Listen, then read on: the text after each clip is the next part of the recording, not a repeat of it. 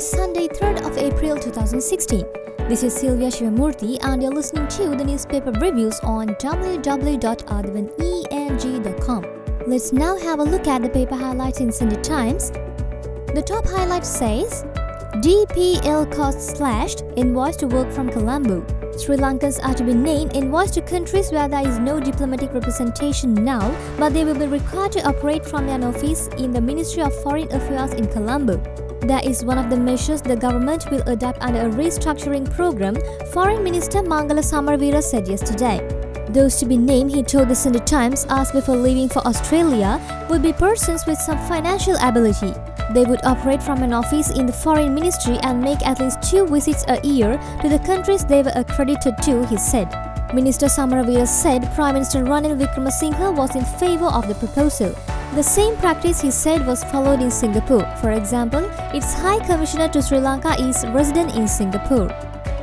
Another highlight says, delimitation till August 31st. Watchdogs ask for staggered polls.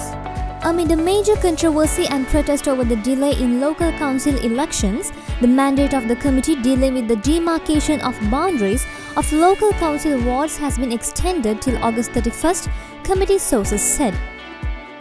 There's another highlight which says, Port City, government won't compromise on compensation claim over delay. The Sri Lankan government will renegotiate with its Chinese counterparts a demand for compensation for the delay in granting approval for the continuation of Colombo Port City project. The Chinese company has demanded $125 million or permission to reclaim additional land in lieu of the delay of the project by more than a year, Megapolis and Western Development Minister Champika Ranawaka told the Sunday Times. The Ministry of Megapolis is the project proponent. Mr. Ranawaka said the issue of compensation or additional land area would be taken up during Prime Minister Ranil Wickremesinghe's visit to China from April 6th. The project is expected to be on top of the agenda during the China-Sri Lanka talks. And the highlight at the bottom says, deadly Kolkata flyover builder involved in Sri Lanka housing. Indian builder IVRCL Infrastructure Company, which is at the center of death and destruction in Kolkata, where a flyover being built by it crumbled, killing 24 people and injuring scores, has been involved in low-cost housing in Sri Lanka through a subsidiary. Let's now look at the newspaper highlights in Sunday Observer. The main highlight says, power buffer stock to be doubled.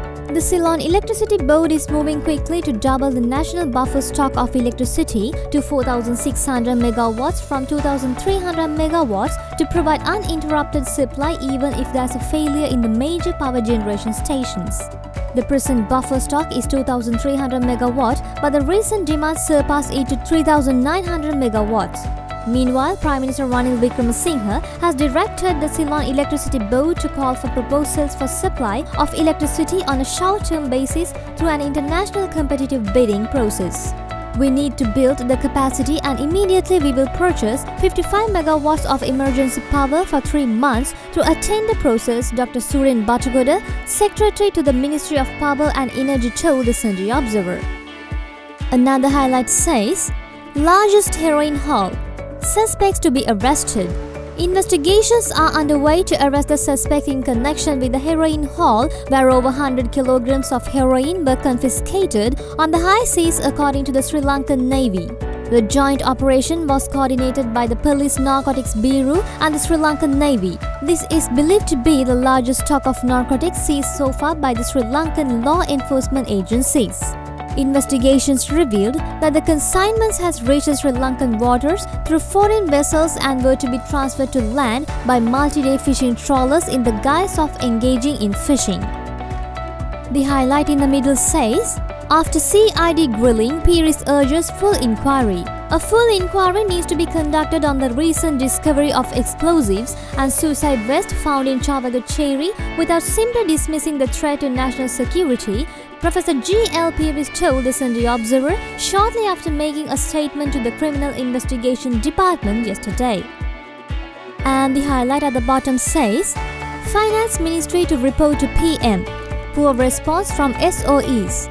The Project Management and Monitoring Department of the Finance Ministry will submit a report to Prime Minister Ranil Wickremesinghe next week on the status of state-owned enterprises on preparing the key performance indicators for the first quarter of the year.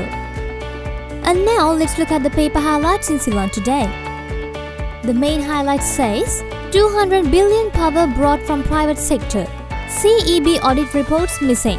The Ceylon Electricity Board audit reports pertaining to power purchases costing 200 million rupees per annum from independent power producers over several years have vanished. Another highlight says, story behind Shelikof Foundation.